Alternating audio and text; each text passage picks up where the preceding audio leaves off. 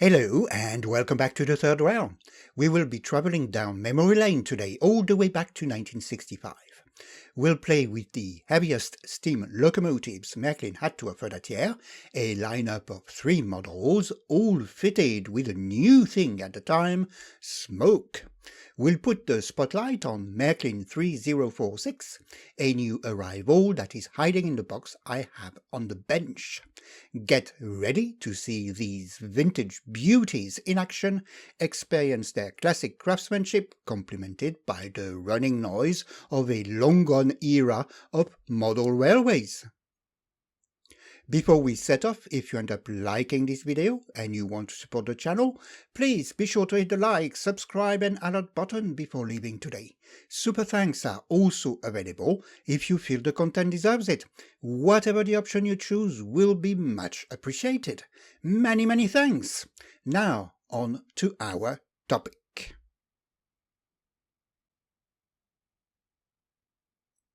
Okay, let's open the box. And look at that. This is a Märklin 3046, a heavy freight locomotive, class 150X of the SNCF, the French National Railways. This model was first featured in the 1965 catalogue. It bears a striking resemblance to the existing 3047, a BR44 of the Deutsche Bundesbahn, and for a good reason. They are basically the same model. Cosmetically, the only differences are the headlight arrangement, the lack of wind deflectors on the boiler, which have been replaced with pumps, as well as obscured windows on the cab when comparing with the 1964-65 version of the 3047. This choice wasn't a fantasy. The SNCF actually used a large number of these engines. Like in many other countries invaded by Germany in World War II, entire industry segments were either integrated or co-opted into the occupiers' war effort. This applied to all heavy industries, including locomotive manufacturers. These manufacturers switched production to German standard locomotives, mainly BR50 and BR44. Then, after 1942, progressively to so-called Kriegslokomotiven or war locomotives that were simplified versions of existing engines, the BR50 UK, then BR52 UK, and the BR44 UK.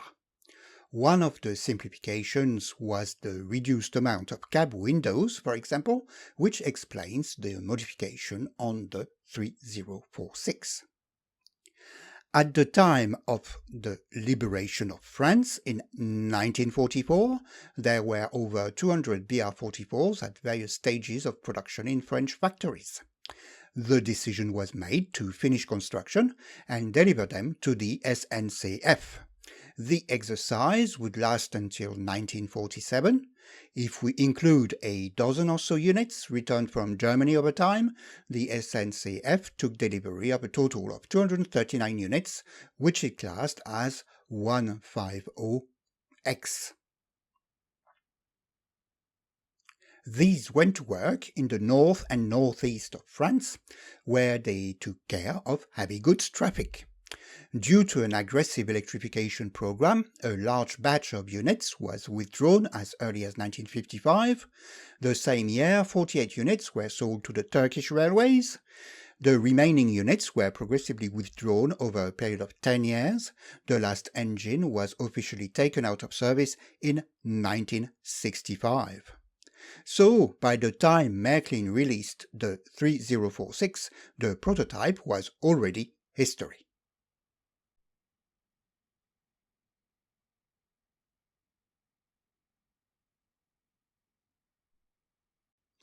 There is something else worth mentioning about the model. This was the third ever smoke-fitted reference Märklin produced, and this was still a new thing at the time and not something many manufacturers offered. Märklin used Zolte technology, first presented at the 1959 Nuremberg Toy Fair. Märklin immediately pounced and released their first smoking model shortly after in 1960. This was the 3048, a BR01 of the Deutsche Bundesbahn, a revised version of their existing 3026. Märklin simply cleared and widened the chimney opening and fitted the contacts required for a smoke unit. They also did away with the TEDx coupling in the process. This must have been quite popular because Märklin followed up with the second smoke-fitted model in 1964, the legendary 3047, a BR44 of the Deutsche Bundesbahn. Again, this was an evolution of an existing model, the 3027. Märklin gave it a facelift and added smoke while preserving the remote uncoupling function with a TEDx coupling. This tooling was then used for the 3046 that joined the lineup in 1965, sadly without a TEDx coupling function. From memory, Märklin released two more smoke-fitted models until the early 1970s. The 3045, a DSB version of the BR44, and 3091, which was a BR18, also known as Bavarian S36 of the Deutsche Bundesbahn. Then the company adopted the approach we are familiar with to this day, a combination of factory preparation on new models and retrofit units sold separately, starting with the 3085 in 1973. Our trio of locomotives dropped off the catalogue in 1974, but could apparently still be bought as a kit until 1980. But back in 1965, smoke was a new thing and a strong selling point that Märklin used as a marketing argument. The 1965 lineup even featured in its own TV ad aired in Germany. Statistically, there is a good chance some of you might even remember it. Here it is, in original version, but I've made an attempt at subtitles for the non-German speakers. Hey Jungs, das müsst ihr sehen. Das müsst ihr erleben. Das Neueste von Märklin. Die rauchenden Lokomotiven. Hurra, da sind sie schon. Die großen drei von Märklin. Die schwere Güterlok und die Schnellzuglok der Bundesbahn. Und die Güterlok der Franzosen. Alle drei mit richtigem Rauch. Stoßweise wie bei der Dampflok. Wie in Wirklichkeit. Das ist die Wucht. Das ist Märklin. Märklin. Stets etwas Besonderes. What a good action-packed ad! It must have been quite challenging to produce. Getting all locomotives to smoke evenly at the same time in analog was quite a feat already. Getting the kids to speak and turn around on cue was even harder. All that with the right lighting to get the smoke to really pop. This ad must have been quite expensive and time-consuming to make. Long-time followers of the channel might remember that I've had the 3048 and 3047 in the collection for a while. So when an affordable listing for a 3046 came up, I couldn't resist and joined the bidding to try and complete the lineup. So let's have a closer look at what a cheap 3046 looks like.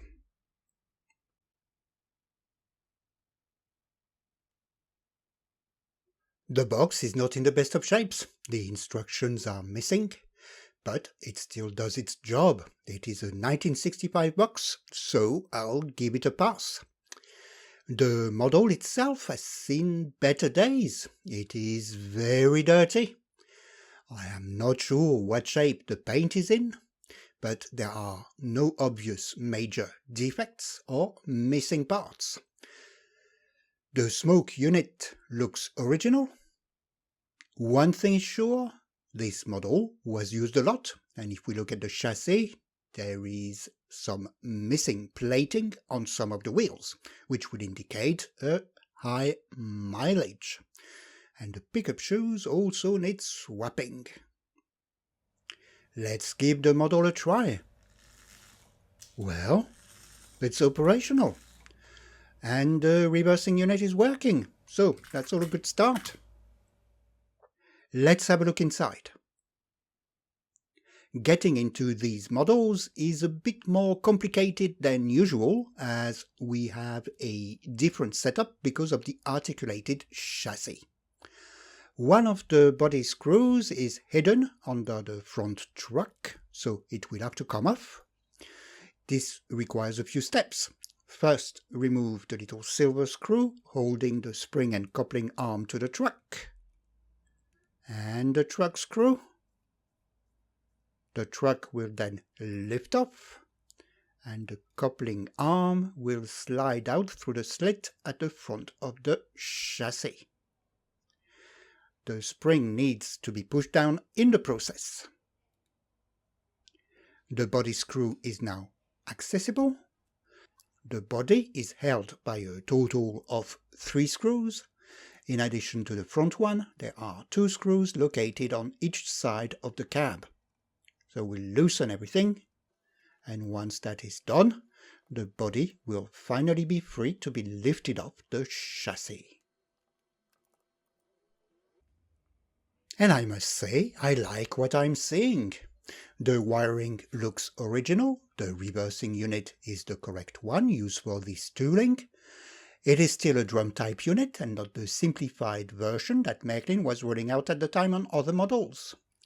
The reversing unit still looks very good, its loop springs are in good shape, and the solder joints look original here and everywhere else.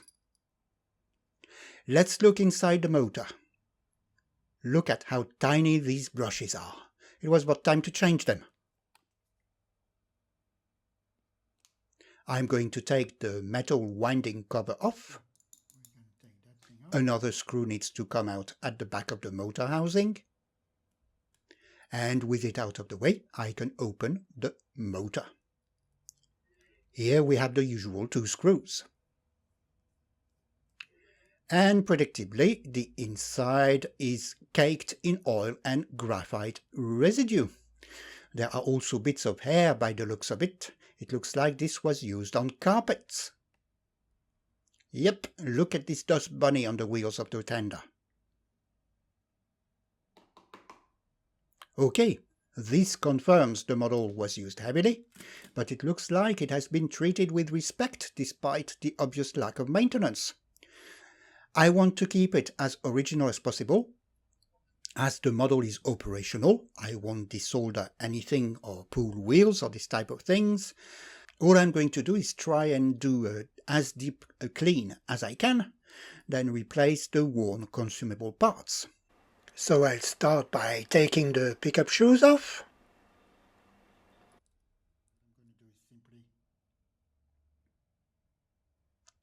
The tires are loose, so they will need to come off.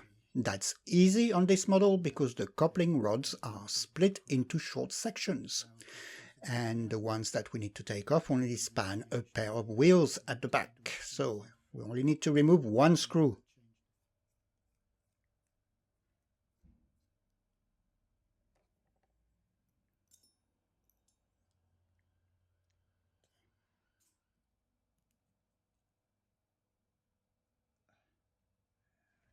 With that done, I'm going to try and get out as much of the dirt and grime as possible with the help of WD-40. And before anyone rushes to the comment section to start a long thread, WD-40 is not a lubricant, that's not what it's used for here, it is simply used for cleaning purposes. Look at all this dark stuff dripping out already. So I'm going to get rid of the dirt I can access with cotton buds, then leave the model alone for a bit so that the majority of the WD-40 can drip off. I'll do this off camera. 1 moment, please.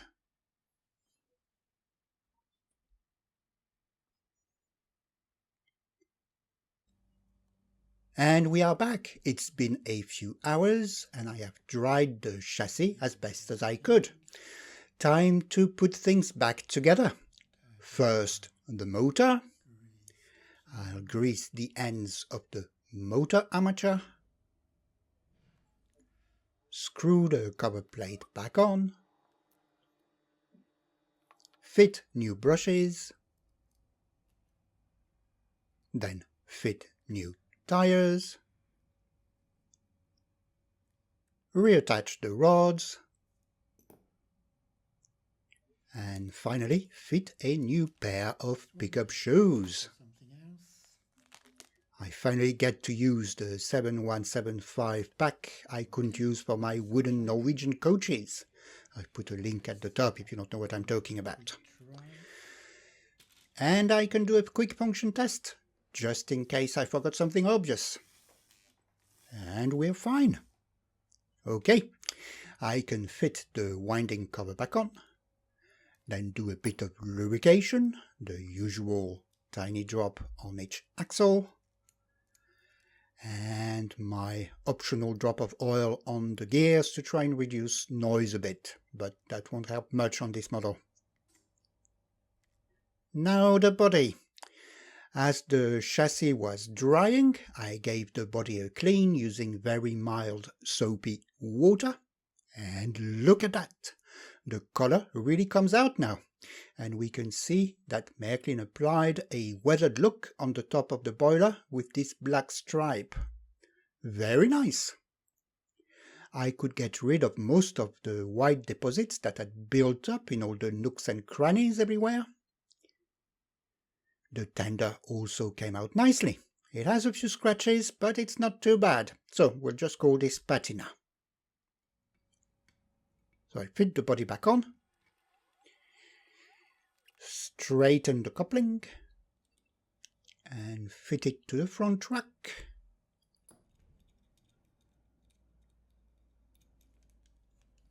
Are we still operational?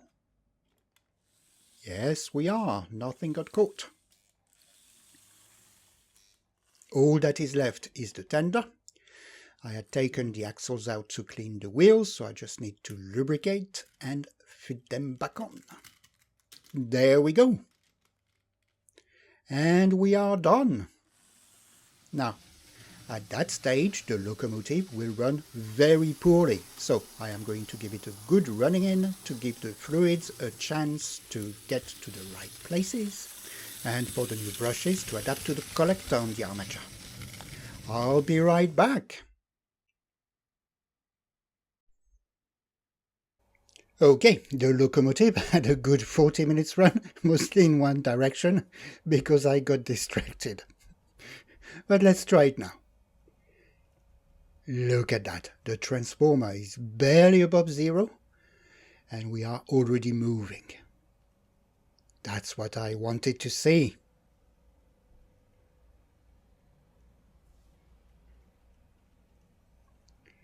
And look at this valve gear moving.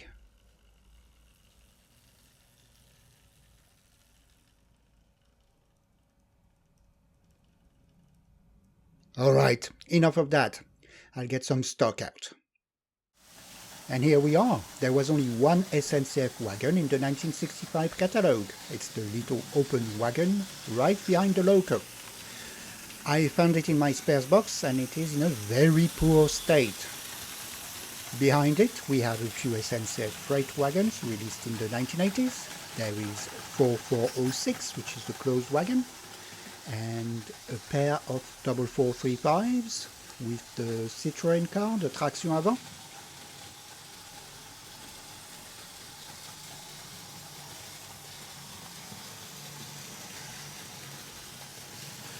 The wagons behind them are all German, and they were all available in the 1965 catalogue.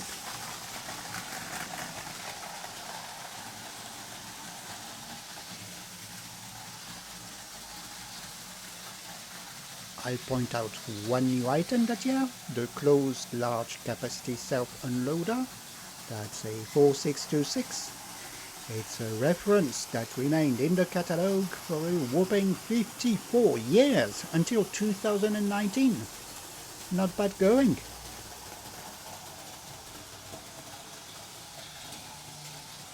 No, that consists is a very light load for this loco. You could easily triple it. But that'll do for now. Let's finish our round around the layout.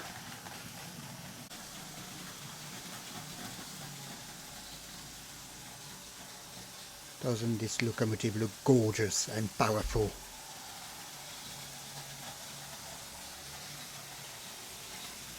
Okay, let's get the rest of the lineup out.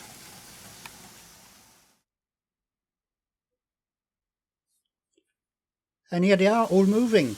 I readied the spares box again for these.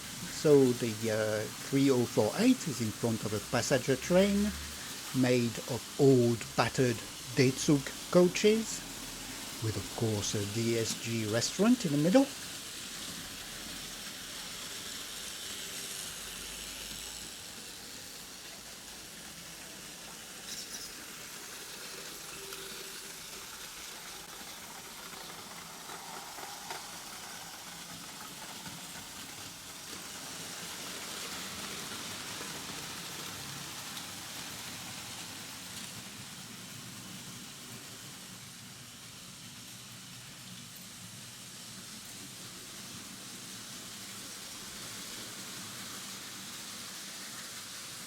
And we have mixed freight behind the 3047.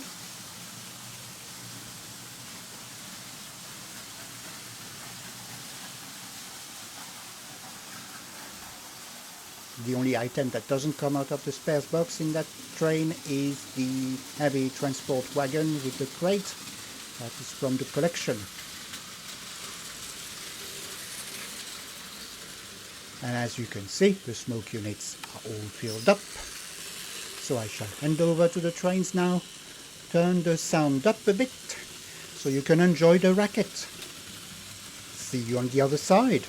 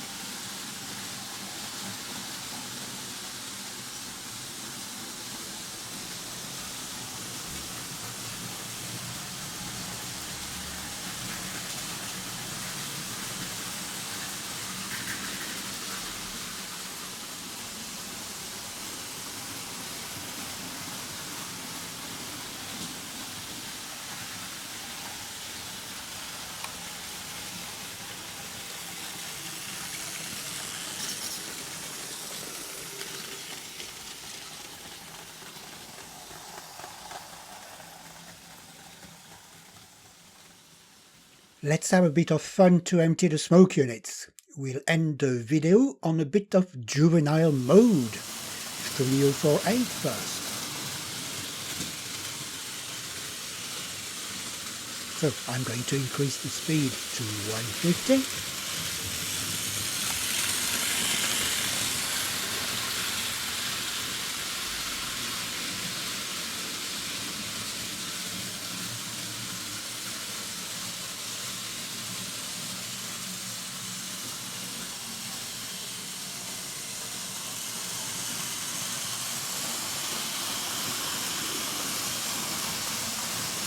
Now 200.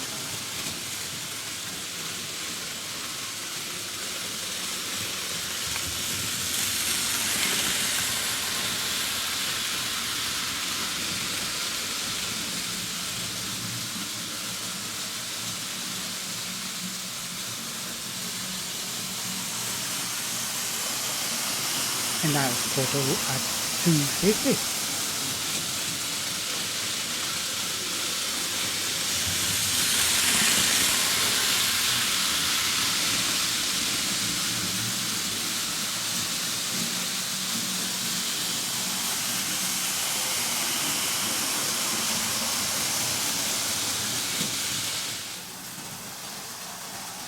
Now the star of the show. 150 at first.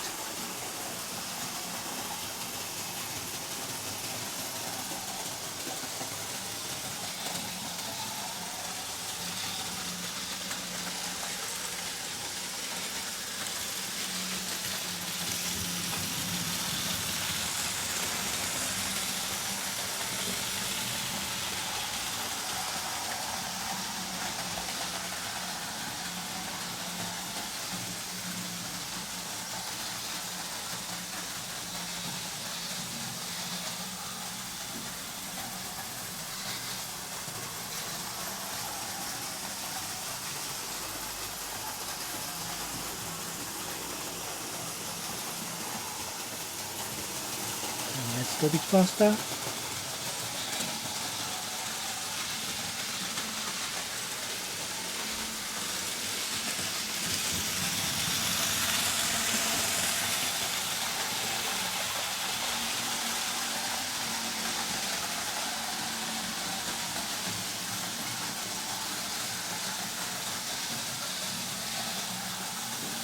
And a bit more.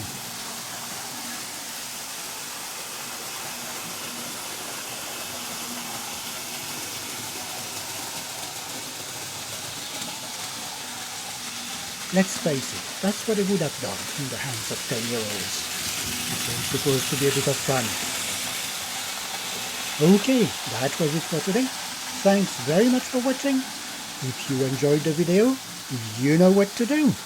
Okay, bye for now.